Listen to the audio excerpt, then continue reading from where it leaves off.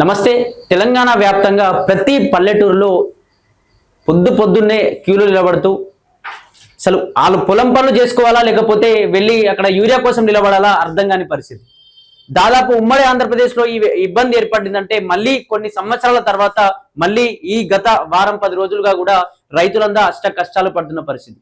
ముందే ఇది ఎక్కువ పనులున్న దినం ఏదంటే వరి పొలాల్లో ఆ మందులు చల్లుకునే దినం, అలాగే వరి పొలాల్లో కలుపుకునే దినం, అలాగే ఒడ్లపొంటి గడ్డి కావచ్చు, దీనికి సంబంధించి మందులు కూడా కొట్టే దినం, అలాగే పత్తుల్లో కూడా మందేస్తారు. దానికి సంబంధించి వర్షాలు తగ్గినప్పుడు, వర్షాలు లేకపోవడంతో వెంటనే మందేసి మందు జల్లి ఇట్లాంటివి చేస్తూ ఉంటారు.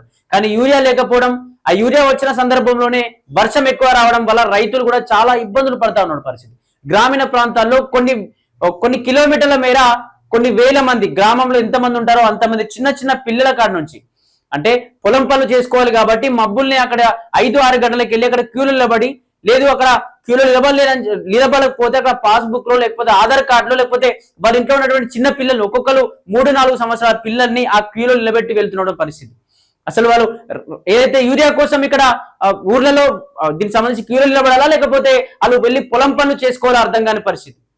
నిజంగా పొద్దునే లేచి ఛాయ్ ఏమో తాగి వెంటనే పొలం కాడికి వెళ్లే వాళ్ళు దాదాపు పెద్దలు, అమ్మలు కావచ్చు, నాన్నలు కావచ్చు, ఎవరైనా. కానీ ఇక్కడ పొద్దున్నే లేచి ఛాయ్ కూడా తాగముందే వెంటనే వెళ్ళి ఎక్కడైతే ఆ ఫర్టిలైజర్ షాప్స్ ఉన్నాయో, ఎక్కడైతే గోదాములు ఉన్నాయో అక్కడికి వెళ్ళి క్యూలో నిలబడి కొన్ని కిలోమీటర్ల మేర క్యూలో నిలబడి లేకపోతే చెప్పులు పెట్టి ఆధార్ కార్డులో పాస్బుక్ లో పెట్టి ఎదురు చూస్తున్న పరిస్థితి. మళ్ళీ అక్కడ కూడా ఏం జరుగుతుందంటే ఆ క్యూలో 3-4 వేల మంది ఉంటారు.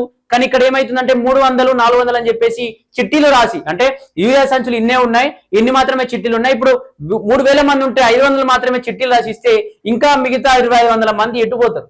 వాళ్ళ పరిస్థితి ఏంది? కొందరు రాజకీయ నాయకులు మాట్లాడుతూ ఉన్నారంటే, అయితే వ్యవసాయ శాఖ మంత్రి తుమ్మల నాగేశ్వరరావు ఏం మాట్లాడుతున్నారంటే అసలు రోడ్లపైకి బజార్లోకి వచ్చి ఆ గొడవలు చేసేటోళ్ళు కావచ్చు, క్యూలు పడ్డలు కావచ్చు, ఎవరు కూడా రైతులు కాదు అని చెప్పేసి కూడా మాట్లాడుతూ ఉన్నారు. ఒకసారి తుమ్మల నాగేశ్వరరావు గారు ఒకసారి గ్రామీణ ప్రాంతాల్లోకి వెళ్ళండి, మీరు కావచ్చు, మీ కాంగ్రెస్ పార్టీలో ఉన్నటువంటి ఎమ్మెల్యేలు కావచ్చు, ఒకసారి మీ ప్రభుత్వం కొందరు అధికారులను పంపించి, లేకపోతే మీ పోలీస్ వ్యవస్థ కూడా మీ ప్రభుత్వంలోనే ఉంది కదా, పోలీస్ వ్యవస్థని ఆ గ్రామాల్లో ఏ గ్రామాల్లోనైతే ఇబ్బందులు జరుగుతా ఉన్నాయో, ఏ గ్రామాల్లోనైతే ఏదైతే రోడ్లపైన ధర్నాలు చేస్తా ఉన్నారో, రోడ్లపైన నిరసన కార్యక్రమాలు చేస్తా ఉన్నారో, రోడ్లపైన రైతులు ఇది చెప్పుకోవడం ఘోరం. ఒక రైతు పోలీస్ కాళ్ళ పైన పడి మాకు యూరియా బస్తాలు ఇప్పించండి సార్ అని చెప్పేసి ఏడుస్తూ రోడ్డుకు తల బాదుకుంటున్న పరిస్థితి ఇన్ని రోజుల నుంచి ఎప్పుడైనా చూసిరా? కనీసం ఉమ్మడి ఆంధ్రప్రదేశ్ లోనైనా 1 సార్లు ఏమో చూసుంటాం. కానీ ఇప్పుడు మళ్ళీ ఈ రోజులు అంటే ఈ ప్రభుత్వం అనే కాదు, గత ప్రభుత్వం ఈ ప్రభుత్వం అనే కాదు, కానీ నిజంగా ఎన్ని రోజుల నుంచి గత ప్రభుత్వంలో ఎప్పుడు ఇట్లాంటి ఇబ్బందులు అయితే మేము చూడలే. కానీ ఈ ప్రభుత్వం వచ్చిన తర్వాత గత 10 రోజులు కూడా ఎంతో ఇబ్బంది పడుతున్న పరిస్థితి. నిజంగా వారు వెళ్ళి పొలం పనులు చేసుకోవాలా, ఈ ముందే పనులు బాగా ఉండే దినం ఇది, పొలం పనులు చేసుకోవాలా, కూలీలు వస్తారు, కలుపులు కలుస్తారు, గుత్తలకు వెళ్లే వాళ్ళు ఉంటారు, పనులు చేసుకునే వాళ్ళు ఉంటారు, వాళ్ళు నాట్లేయాలా, కలుపులు కలవాలా, మందు చల్లాలా, రోగం వస్తే మందు కొట్టాలి, దానికి వాళ్ళు ఆ పనులు చేయాలా, లేకపోతే ఓన్లీ క్యూలో నిలబడి వాళ్ళ పొద్దంతా అక్కడే గడుచుకోవాలా? కనీసం క్యూలో నిలబడ్డా పొద్దంతా పోనీ పొలం పనులు రేపైనా చేసుకోవచ్చు అని చెప్పేసి కనీసం ఆ ఫర్టిలైజర్ షాప్ కో గోదాం షాప్ కో వెళ్తే అక్కడ కూడా కనీసం 3,000-4,000 మంది పోతే కనీసం ఒక 100 మందికి 200 మందికి ఇట్లా 500 మంది దగ్గర చిట్టీలు ఇచ్చి యూరియా బస్తాలు ఇస్తే మరి మిగతా వాళ్ళ పరిస్థితి ఏంది? మరికొందరు నాయకులు ఏం మాట్లాడుతూ ఉన్నారు, అసలు ఈ కాలంలోనే ఈసారి వరులు ఎక్కువ వేసిరు, వరి పంట పొలాలు ఎక్కువ అవడం వల్ల యూరియా సరిపోలేదని మాట్లాడుతూ ఉన్నారు. ఎందుకు ఎక్కువ వేస్తారండి? కొందరు మక్కలు వేసుకుంటారు, కొందరు బోర్లు పోయకపోవడంతో అసలు ఈ వానకాలంలో ఇంకా కొంచెం తగ్గుతుంది. కొందరు మక్కలు వేసుకుంటారు, పత్తి వేసుకునే వ్యక్తులు పత్తి వేసుకుంటారు. ఇందువల్ల కొంచెం పత్తి వల్ల కొంచెం పెరిగే ఛాన్స్ ఉంటుంది. కానీ యూరియా దీనికి సంబంధించి పొలాల్లో చల్లడానికి అయితే పొలాలు కొంచెం తక్కువనే వేస్తారు. ఆ పొలాలు వేసే వాళ్ళు బోర్లు చక్కగా పోయకపోవడంతో వేరే ఆ కూరగాయలు కావచ్చు, దీనికి సంబంధించి చిన్న కూరగాయలు కావచ్చు, అలాగే కొందరు ఆ మక్క వేసుకునే పరిస్థితి ఉంటుంది. అట్లా కూడా కొంచెం తగ్గుతుంది. కానీ మీరు అంటే ఇప్పుడు ఎంత పెరిగినా తగ్గినా యూరియా, దీనికి సంబంధించి వరి పొలాలు పెరిగినా తగ్గినా యూరియా తీసుకోవడం ప్రభుత్వం బాధ్యత. నిజంగానే తెలంగాణలోనే కావాలని పార్టీలు రెచ్చగొడతా ఉన్నాయి, లేకపోతే వాళ్ళంతా పార్టీ వర్గాలు కావాలనే రోడ్లపైన పార్టీలో రైతులను రెచ్చగొడతాను అంటే రైతులు ఒక రెచ్చగొడితేనో రెచ్చిపోయేటోళ్ళు కాదు. ముఖ్యంగా ఏంటంటే రైతుల ఆర్తనాదాలు వినండి ఒకసారి. గ్రామీణ ప్రాంతాల్లోకి వెళ్ళి నిజంగా అసలు రైతులా కాదా, అసలు పొలం ఉందా లేదా, వాళ్ళ పాస్బుక్ వెళ్ళి చెక్ చేయండి. నిజంగానే పొలం ఉందా, అసలు నిజంగా వీళ్ళు వరికి మందేస్తా ఉన్నారా లేకపోతే కావాలనే గొడవ చేయడానికి వచ్చిరా? బజార్లో వచ్చి కొడతా ఉన్నారని మాట్లాడితే ఆ రైతులందరూ నిజంగా పెద్ద ఎత్తున కూడా మీ ప్రభుత్వం పైన తిరగబడితే ప్రభుత్వాలే తారుమారై మీ కంచుకోటను కూడా బద్దలు కొట్టే ఛాన్స్ ఉంటుంది. ఇటు రైతులతో కావచ్చు, ప్రజలతో కావచ్చు పెట్టుకోవద్దు. ముఖ్యంగా ఏంటంటే నువ్వు ఎవరికి ఏం చేయకున్నా పర్లేదు, కానీ రైతులకు మాత్రం కడుపు నిండా తిండి పెట్టు చాలు. ఎందుకంటే ఆ రైతులే, నువ్వు కనీసం ఆ యూరియా ఇచ్చినా మందులు ఇచ్చినా రైతులే దేశానికి తిండి పెడతా ఉన్నారు. కాబట్టి రైతులకు కష్టాలు రాకుండా చూసుకోవాలి. కానీ వీళ్ళు రైతులు కాదు పేడ ఆర్టిస్టులని, లేకపోతే వీళ్ళు పార్టీల వర్గాలుగా కొట్లాడుతూ ఉన్నారని చెప్పేసి కావాలనే అక్కడ పోలీసులతో గొడవబడి కావాలనే పెద్ద ఇష్యూ చేస్తా ఉన్నారు మా ప్రభుత్వం పైన, కావాలని అర్ధాంతం చేస్తా ఉన్నారు, కావాలనే క్వశ్చన్ చేస్తా ఉన్నారు అని చెప్పేసి ఇటువంటి మాట్లాడదు. రైతులకు పార్టీలతో సంబంధం ఉండదు. రైతులు యూరియా కోసం నిజంగా కష్టపడతా ఉన్నారు. అక్కడ పని చేసుకోవాల్సిన వ్యక్తి, పొలంలో పని చేసుకోవాల్సిన వ్యక్తి, పొలంలో కలుపుకోవాల్సిన వ్యక్తి, లేకపోతే పొలంలో పత్తిలో గడ్డి వేరేసుకునే వ్యక్తి అక్కడ యూరియా కోసం వచ్చి రోడ్లపైన కొట్లాడుకోవాల్సిన అవసరం ఏమొచ్చింది? నిజంగా నువ్వు కరెక్ట్ గా వాళ్ళకి కావాల్సినంత యూరియా ఇస్తే ఇప్పుడు 2 ఎకరాలు వేసుకునే వ్యక్తికి, లేకపోతే 2-3 ఎకరాలు వేసుకునే వ్యక్తికి ఖచ్చితంగా 4-5 సంచుల యూరియా అయితే అవసరం ఉంటుంది. కానీ నువ్వు అక్కడ 2 సంచుల యూరియా ఇస్తే 4-5 ఎకరాలు ఉన్న వ్యక్తి అక్కడ ఏదో చల్లుకుంటాడు, ఏమి సరిపోతుంది? నిజంగా కనీసం ఎవరైతే 3-4 వేల మంది క్యూ కడితే నువ్వు 500 మందికి ఇస్తున్నావు, ఇచ్చిన వాళ్ళకు కూడా కనీసం సరిపడా ఇవ్వకపోవడం నిజంగా ఈ నిర్లక్ష్యం ఎవరిది? అంటే గ్రామీణ ప్రాంత రైతులదా?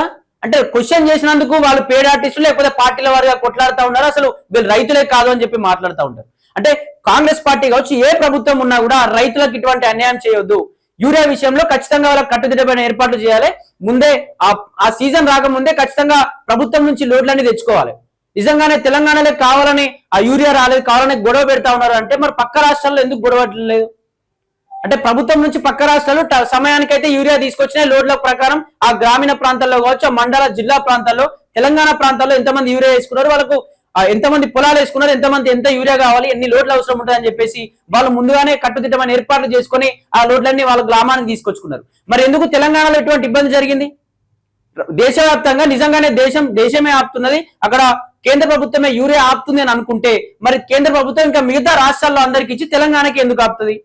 అంటే మీరు అసలు వర్షాలు పడతాయాలే, పంటలు పండుతాయా, అసలు ఎక్కడెక్కడ ఎండిపోయింది, అసలు ఎండలే ఉన్నాయి, వానలే వస్తాయా లేవా అని చెప్పేసి ఆ ధీమాతో మీరు ఆగిపోయారని చెప్పేసి కూడా ఖచ్చితంగా ప్రజల ముందు ఒప్పుకోండి.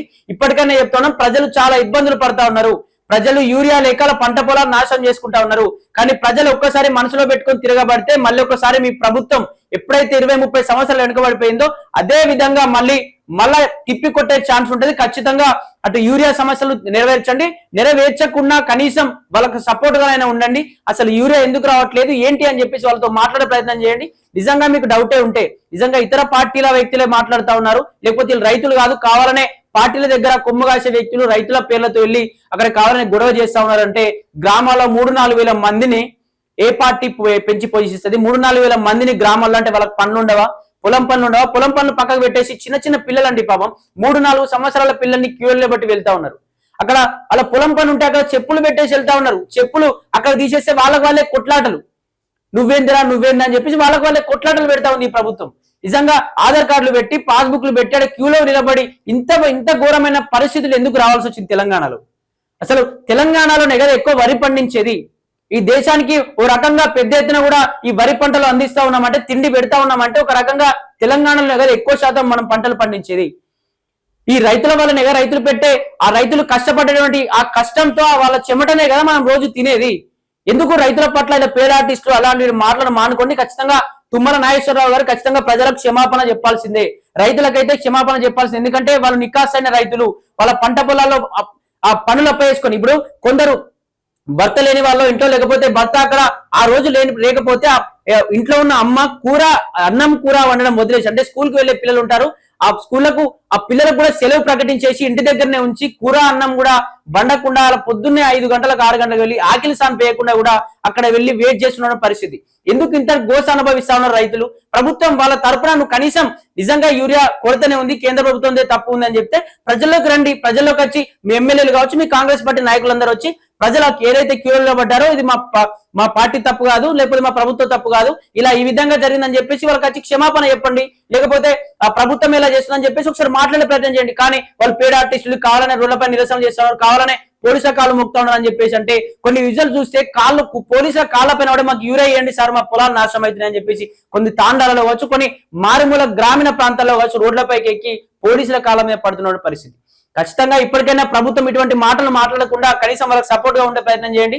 ఇంకా అసలు ఏ విధంగా అయితే యూరియా రాబట్టొచ్చు, ఇంకా ఎన్ని లోడ్లు అవసరం ఉంది, ఏ గ్రామాల్లో ఎన్ని ఎకరాలు ఉంది, వాళ్ళకు రైతులకు ఎన్నెన్న ఒక్కొక్క ఎకరానికి ఎంతెంత యూరియా అవసరం అవుతుందని చెప్పేసి ఖచ్చితంగా వాళ్ళకి తెలుసుకునే ప్రయత్నం చేయండి. ఖచ్చితంగా ప్రభుత్వం కావచ్చు, ప్రభుత్వంలోని అధికారులు కావచ్చు, కొంత గ్రామీణ ప్రాంతాల్లోకి వెళ్ళి ప్రజల యొక్క సమస్యలు నెరవేర్చే కార్యక్రమం కావచ్చు, నెరవేర్చేటువంటి ఆ ప్రణాళికను కావచ్చు సిద్ధం చేసుకోండి తప్ప ప్రజలపైన ఇష్టానురీతిగా మాట్లాడితే మాత్రం, రైతులతో పెట్టుకుంటే మాత్రం ఖచ్చితంగా ప్రభుత్వం కుప్పకూలిపోతుంది.